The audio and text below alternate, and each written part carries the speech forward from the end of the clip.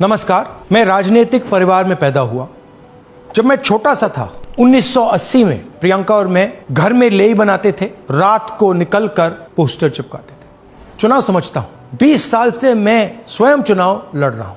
Polling कैसे होती है, पोलिंग बूथ कैसे मैनेज किया जाता है, वोटर लिस्ट, फॉर्म 17, ये सब मैं गहराई से समझता हूं। कुछ समय पहले हमें दाल में काला लगा। चुनाव के नतीजे आते थे, मूड एक तरीके का होता था, रिजल्ट दूसरे तरीके का। मुझे याद है उत्तराखंड में हम चुनाव हारे। बाद में मैंने कैंडिडेट से पूछा कि जहां रोड शो हुआ था वहां जाके देखिए हमें कितने वोट मिले। हजारों लोग आए थे, पोलिंग बूथ में किसी ने वोट नहीं किया। यह असंभव था, यह हो ही नहीं सकता।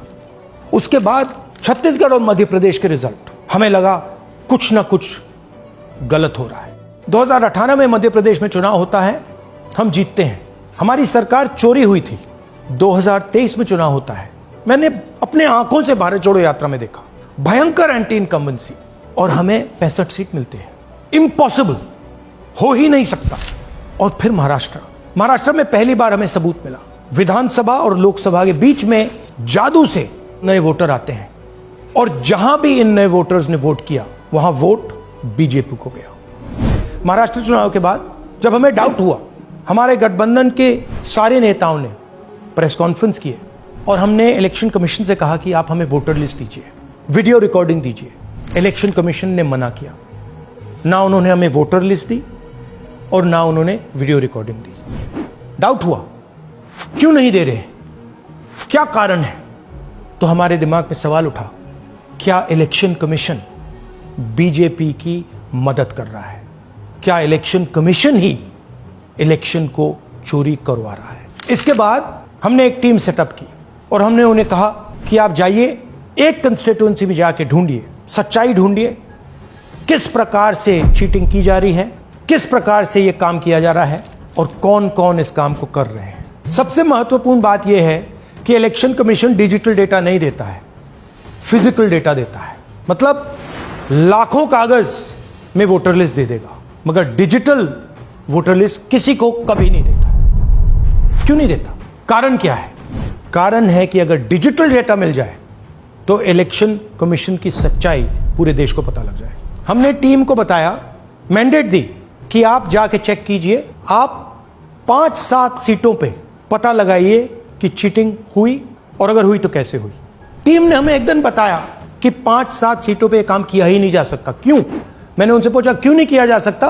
उन्होंने मुझे ये कागज दिखाए। ये जो कागज हैं, ये एक लोकसभा के कागज नहीं है, ये एक विधानसभा के कागज है, और इन कागजों को हमने मैन्युअली सॉर्ट करना पड़ा। और पूरा का पूरा काम जो हुआ है, इसमें 6 महीने लगे हैं, और एक असेंबली सीट में हम ये काम कर पाए हैं। क्यों? क्योंकि डिजिटल डेटा नहीं दिया जाता। अगर इलेक्शन कमीशन ने हमें डिजिटल डेटा दिया होता तो हम ये कार्रवाई पूरे देश में, हर लोकसभा में, हर विधानसभा में 15 मिनट में करके दिखा देते। हमारे पास अनलिमिटेड रिसोर्सेज नहीं है, इसलिए हमने ये रिसर्च सिर्फ एक लोकसभा में, एक विधानसभा सीट में की। मगर मुझ में अब पूरा भरोसा है कि ऐसी 100 से ज्यादा सीटें हैं हिंदुस्तान में। जो यहां हुआ है उन सीटों में भी हुआ है।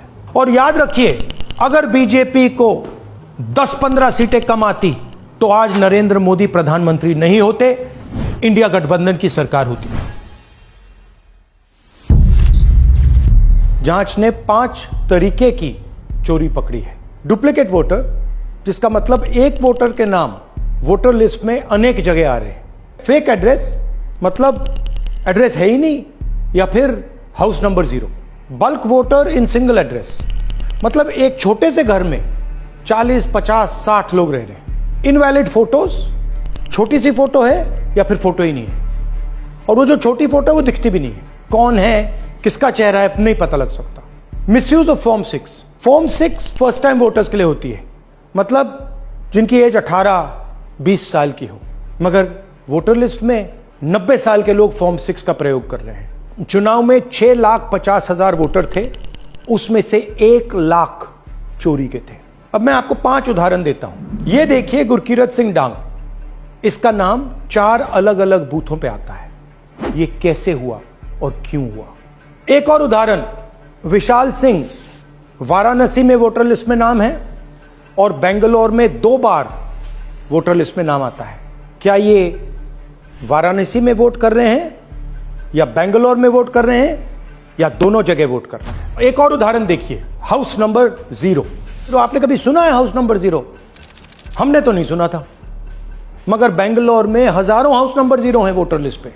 हाउस नंबर 35 की कहानी सुनिए। छोटा सा घर है, ज्यादा से ज्यादा 4 लोग रह सकते हैं, मगर इस 35 में 80 लोग वोटर लिस्ट में रजिस्टर्ड है। ये ईआरओ ने कैसे अप्रूव किया, क्यों अप्रूव किया, पता लगाना है। अच्छा, अब ये देखिए वोटर लिस्ट, इनकी फोटो देखिए, या फोटो है ही नहीं या फिर छोटी छोटी फोटो है तो दिख नहीं सकती। इन वोटर आईडीज पे वोट दिया गया है। अब मैं आपको बताता हूं शकुन रानी की कहानी। फर्स्ट टाइम वोटर बनी है, 70 साल की आयु है।